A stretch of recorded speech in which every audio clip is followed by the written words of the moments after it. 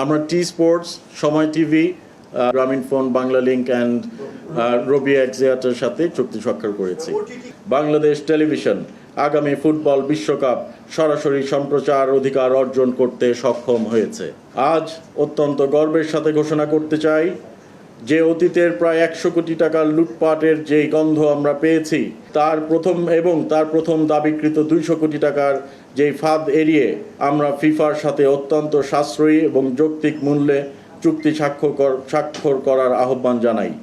অত্যন্ত স্বচ্ছ প্রক্রিয়ায় এবং বাংলাদেশের নীতিমালার আলোকে এবারের ফুটবল বিশ্বকাপ সম্প্রচারের চূড়ান্ত চুক্তিমূল্য নির্ধারিত হয়েছে মাত্র $3.85 মিলিয়ন, যা বর্তমান বিনিময় হার অনুযায়ী বাংলাদেশের টাকায় প্রায় 47 কোটি টাকার মতো।